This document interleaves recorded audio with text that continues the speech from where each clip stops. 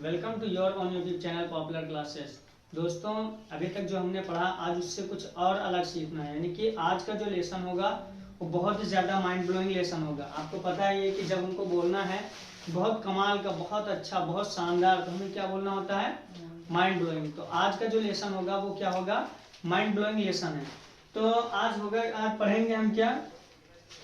आज हम बताएंगे कि जब दो चीज के बीच में बहुत बड़ा अंतर हो, जिसे हम डेली लाइफ में बोलते भी रहते हैं कि इन और इन, यानी दो चीजों में जमीन आसमान का अंतर है। तो जब हमें बताना है कि इन दोनों में बहुत बड़ा अंतर है, बहुत ज्यादा अंतर है, तो हमको क्या बोलना होगा? तो पहले इसको देख लें। हमें बोलना होगा there is a world difference. There is a world difference. There is a world difference between, ठीक है। उसके बाद क्या करना है? बिटवीन के बाद उस चीज का नाम एक, उसके बाद एंड, और फिर एक चीज का नाम, यानी जिन चीजों में अंतर होगा। जैसे हम आपको एक वर्ड बता रहे हैं, जैसे रीड का मतलब क्या होता है? पढ़ना। आप लोगों को पता है कि रीड का मतलब क्या होता है? पढ़ना। लेकिन रीड आउट का मतलब होता है बोल बोल कर पढ़ना। रीड आउट का मतलब क्या होता है? बोल बोल कर पढ़ना। तो अब अगर कोई पूछे कि क्या रीड और रीड आउट में अंतर है? Yes, there is a world difference between read and read out, यानी इन दोनों में जमीन आसमान का अंतर है। जिसे बात कर ले इंग्लिश मीडियम और हिंदी मीडियम। बहुत लोग कहते हैं ना कि जो हिंदी मीडियम है, इंग्लिश मीडियम है, ज्यादा अंतर नहीं है। ज्यादा अंतर नहीं, बहुत अंतर होता है। तुम क्या बोलेंगे?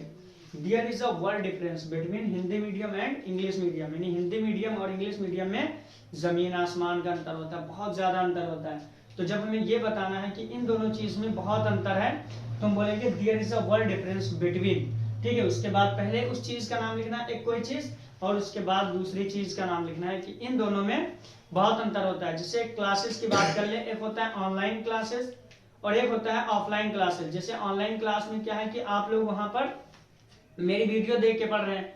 ऑफलाइन क्या है कि मेरे सामने कुछ बच्चे बैठे पढ़ रहे हैं। तो इन दोनों में बहुत अंतर है। तो हम क्या बोलेंगे? There is a world difference between online classes and offline classes, यानी ऑफलाइन क्लास और ऑनलाइन क्लास में जमीन आसमान का अंतर है। तो जब ऐसा बताना है कि इन दोनों में बहुत ज्यादा अंतर है, तो हमें बोलना होगा there is a world difference between एक चीज, फिर दूसरी, एंड दूसरी चीज का नाम लिखना है। ठीक है, तो यहाँ पर हमने क्या लिखा? Read and read out. तो there is a world difference between read and read out. एक और वर्ड होता है गिव। क्या होता है? गिव। गिव का मतलब भी देना होता है, ऑफर का मतलब भी देना होता है। ठीक है, लेकिन इन दोनों वर्ड में भी बहुत बड़ा अंतर है। तुम क्या बोलेंगे? There is a world difference between, there is a world difference between give and offer, यानी इन दोनों में जमीन आसमान का अंतर है। तो जब ये बताना है कि इन चीज में बहुत ज्यादा अंतर है, तो हम क्या बोलेंगे? There is a world difference between, फिर एक चीज का नाम एंड दूसरी चीज का नाम। ठीक है, उम्मीद करता हूं कि इतनी बात आप लोगों के समझ में आ गई होगी। और ये हम डेली लाइफ में बोला करें। किसी भी चीज में बताना है यार, जैसे हम एक एग्जांपल और दे रहे हैं कि हमारे स्कूल में कुछ बच्चे हैं जो बहुत अच्छे हैं, तो किसी एक बच्चे का नाम ले ले। चलो अपने स्कूल से हट करके अलग नाम ले ले। जैसे दो लड़के हैं, एक है सोनू, ये अपने माँ बाप की बहुत रिस्पेक्ट करता है, बहुत अच्छा लड़का है, और एक है राजू। ठीक है, तो समझ लो कि ये रिस्पेक्ट नहीं करता है। तो अब बोलना है कि यार उनके तो दो लड़के हैं, दोनों एक जैसे हैं। तो नहीं है, दोनों एक जैसे नहीं। अब तुमको बोलना है, क्या बताना है कि there is a world difference between Sonu and Raju. Sonu और राजू में बहुत बड़ा अंतर है, जमीन आसमान का अंतर है। तो ऐसे जब सेंटेंस बोलना होगा कि इन दो चीजों में बहुत ज्यादा अंतर है। जैसे मोबाइल बहुत लोग चलाते हैं, तो किसी को आईफोन पसंद है, किसी को एंड्रॉइड पसंद है। तो क्या होगा कि आईफोन और एंड्रॉइड में जमीन आसमान का अंतर है। तो there is a world difference between iPhone and Android. ठीक है, तो उम्मीद करता हूं कि इतनी बात आप लोगों की समझ में आ गई होगी। तो अब हम क्या सीखेंगे? अब हमको आज कुछ अलग सीखना है। ठीक है, तो अब हमको कुछ थोड़ा अलग देखना है। तो क्या है कि कभी कभी क्या होता है कि कोई काम में बिजी है, जब आप जाते हैं तो वो उस काम को रोक देता है। तो आप कहते हैं अरे अरे करते रहो, यानी इस काम को आप चालू रखें। तो हमें कैसे बोलना है? जैसे हम आपको बताएं कि हाँ क्लास के अंदर सभी लोग बैठे लिख रहे थे। ठीक है, हम उधर से गए तो सारे बच्चे चुपचाप बैठ गए, तो हमने कहा रहे लिखते रहो आप लोग। तो ऐसे सिचुएशन में हमको क्या बोलना होता है, कैसे बोलना होगा। तो हमें देखो ट्रांसलेट नहीं करना है। अगर हमें इंग्लिश स्पीकिंग सीखना है तो ट्रांसलेट छोड़ देना है, ट्रांसलेट नहीं करना है, बात को समझना है, उसके ढंग को देखना है कि ये कैसे बोला जाएगा, कैसे करना है। ये नहीं कि हाँ अब इसका ट्रांसलेट क्या होगा, बैठे रहो, ऐसा कुछ नहीं होता है। इंग्लिश स्पीकिंग कोर्स सीख रहे हैं तो उसको उसी के तरीके से सीखें जिसे लिखा है। तो आप जब बताना है कि ये काम करते रहो, तो एक तरीका ये है जो सबसे बेस्ट है। सबसे पहले आपको बोलना है कीप। जैसे जब हम गए तो सब पढ़ रहे थे और उन्होंने पढ़ाई बंद कर दिया, ठीक है, खड़े हो गए, तो हमने कहा कीप स्टडिंग। क्या कहा, कीप स्टडिंग, यानी कि पढ़ते रहो। कीप स्टडिंग यानी कि पढ़ते रहो। तो जब आपको कहना है कि कोई भी काम है करते रहो, जैसे आपके कोई भी है बैठा लिख रहा है, आप अंदर गए तो उसने लिखना छोड़ दिया, तो हम क्या बोलेंगे, बोलो कीप राइटिंग। क्या बोलेंगे, कीप राइटिंग, यानी लिखते रहो। ठीक है, तो जब ऐसी चीजें कि हाँ हमको बोलना है कि ये काम आप करते रहो, तो बोलना है कीप स्टडिंग, कीप राइटिंग। यहाँ पर ऑन भी लगा सकते हैं, कीप ऑन, ठीक है। लेकिन बेहतर क्या है कि आप कीप के बाद डायरेक्ट वर्ब की फोर्थ फॉर्म लगाएं, ठीक है, कि आप ये काम करते रहें। तो जब भी आपको बताना है कि आप ये काम करते रहें तो क्या बोलना है, कीप स्टडिंग, कीप राइटिंग। अब खेलते रहो, ठीक है, यानी खेलना जारी रखो, तो कीप प्लेइंग। कोई भी काम बताना है कि आप ये काम करते रहें तो फिर बोलना है कीप, उसके बाद वर्ब की फोर्थ फॉर्म लगानी है। कौन सी फॉर्म लगानी है, फोर्थ फॉर्म लगानी है। अब एक और वर्ड हमको देखना है, एक वर्ड है वर्ड। क्या है, WORTH, वर्ड। वर्ड का मतलब होता है लायक, ठीक है, कोई चीज है जो उस लायक है, ठीक है, तो हमको बोलना होगा वर्ड। जैसे हमने कहा ये बुक पढ़ने लायक है, ये बुक पढ़ने लायक है, ये कपड़े पहनने लायक है। तो जब ऐसी चीज बतानी है कि ये चीज इस योग्य है, इस लायक है, तो हमको बोलना है वर्ड। लेकिन केवल वर्ड से काम नहीं चलेगा, इस वर्ड के बाद भी, अभी हम बिफोर बता रहे थे ना, इसी वजह से ये वर्ड, ये सेंटेंस याद आ गया है, आप इसको भी देख लें, ठीक है। वर्ड का मतलब क्या होगा, के लायक। क्या होगा, के लायक, ठीक है। लेकिन इसके बाद भी वर्ब की फोर्थ फॉर्म ही लगानी है, ठीक है। जैसे हमने कहा ये बुक, ये बुक की इंग्लिश क्या होगी, दिस बुक, ठीक है, this book is, this book is. इसके बाद वर्ड, उसके बाद उस काम को जिस लायक है, ये किताब पढ़ने लायक है, तो हम क्या बोलेंगे, this book is word studied, this book is word studied, यानी ये किताब पढ़ने लायक है, ठीक है। जिसे आपको इससे पहले पढ़ाया गया था, एक बार फिर से प्रैक्टिस करते हैं, देखते हैं कैसे बनेगा। देखो कीप वाला तो आपको पता है कि जब भी कहना है कि ये काम करते रहो, आप चालू रखो, बंद ना करो, तो क्या बोला जाएगा, कीप के बाद वर्ब की फोर्थ फॉर्म। देखो अब एक यहाँ पर बात देखनी है आपको वर्ड की। कौन सी, वर्ड। वर्ड का मतलब क्या होगा, किसी चीज के लायक, ठीक है। इससे पहले आपने पढ़ा था फील लाइक। क्या पढ़ा था, फील लाइक, ठीक है। तो हम यहीं से एक सेंटेंस बना रहे हैं कि मैंने कहा यार मेरा कहीं घूमने का मन कर रहा है। क्या मन कर रहा है, घूमने का मन कर रहा है, ठीक है। तो यानी यात्रा करने का मन कर रहा है, टहलने का मन कर रहा है।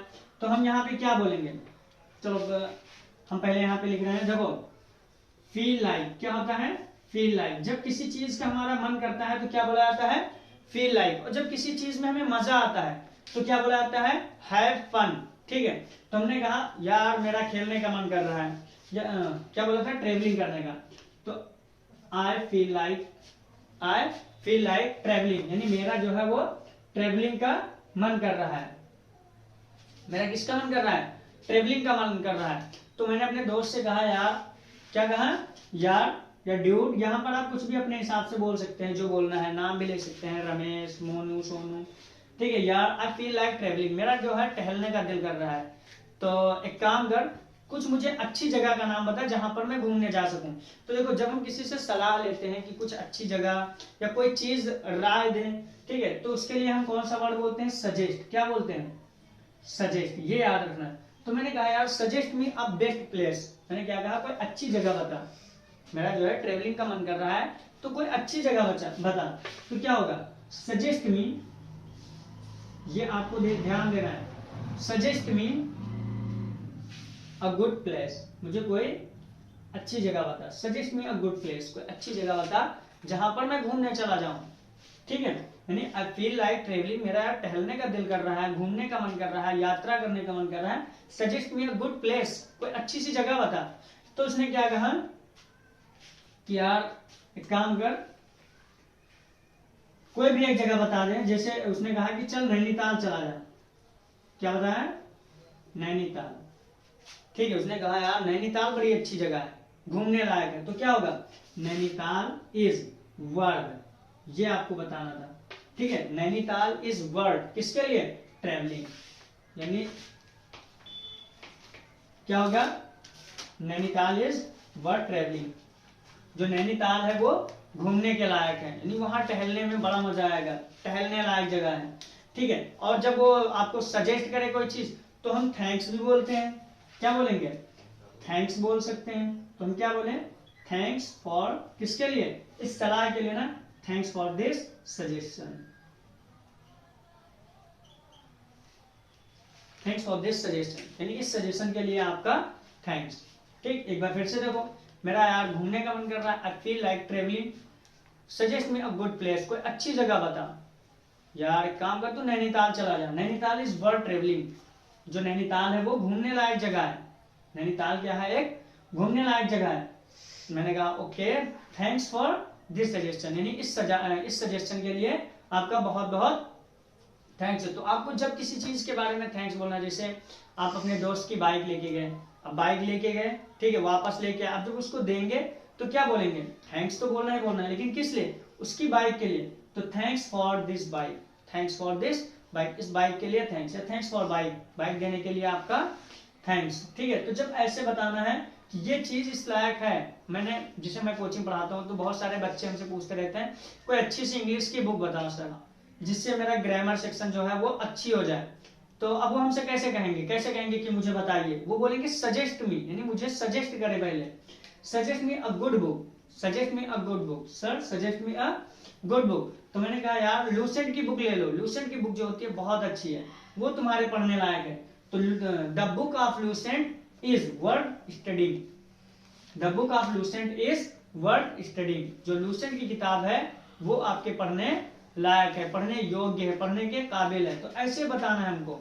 और जब हम ऐसे बोलेंगे तो एक दिन ऐसा टाइम आएगा जब हम अच्छी इंग्लिश बोलेंगे। ये ट्रांसलेट करके नहीं बोलना है, बातों को समझना है, उसके बोलने का ढंग पता होना चाहिए। मेन होता है ढंग, कि हम कैसे बात करेंगे। ग्रामर ये नहीं है कि ग्रामर नहीं आएगा तो हम इंग्लिश नहीं सीख सकते हैं। अगर इंग्लिश स्पीकिंग सीखना है तो स्पीकिंग करना पड़ेगा। मैंने कल भी बताया था, speaking comes by speaking, speaking जो होगी वो स्पीकिंग से ही आएगी। तो यहाँ पर हम दूसरी चीज भी बता सकते हैं कि मेरा कुछ खाने का मन कर रहा है, ठीक है, तो आई फील लाइक, कोई भी चीज यहाँ लिख सकते हैं कि मेरा खाने का मन कर रहा है, सजेस्ट मी, ठीक है। अब उस चीज का नाम बोल सकते हैं, दिस थिंग या this food is worth eating, खाने के लायक है, थैंक्स फॉर दिस सजेशन, इस सजेशन के लिए थैंक्स। यानी हम बहुत सारे सेंटेंस ऐसे बोल सकते हैं, ऐसे बोलना है हमको। कोई भी चीज अगर आए कि आपको सलाह मांगनी है किसी से तो बोलना है सजेस्ट मी। अगर बोलना है कि मेरे भाई को सलाह दे दो, ठीक है, तो सजेस्ट हिम, क्या होगा? सजेस्ट। अब यहाँ पर क्या है, मुझे सजेस्ट करना था तो सजेस्ट मी, मेरे भाई को करना है तो सजेस्ट माय ब्रदर या सजेस्ट हिम, ठीक है। किसी लड़की को सजेस्ट करना है तो सजेस्ट हर, ठीक है। तो ऐसे बताना है, ऐसे सेंटेंस बोलना है। जितना आप बोलेंगे उतना आपके लिए फायदा होगा और आपको अच्छी समझ आएगी इंग्लिश स्पीकिंग की। अब यहां पर देखना क्या है, एक बार आपको पढ़ाया गया था, अब एक बार फिर से थोड़ा प्रैक्टिस कर लेते हैं। ये ध्यान रखना है कि जब भी बात करेंगे हैव फन, ठीक है, इसकी फिफ्थ फॉर्म क्या थी? हैज फन, हैव फन और हैज फन। दूसरा हमारा क्या है? फील लाइक, और क्या है? फील्स लाइक, ठीक है। एक क्या है? वर्ड, क्या है? वर्ड, ठीक है, वर्ड। इनके बाद और एक हमने अभी क्या बताया? कीप,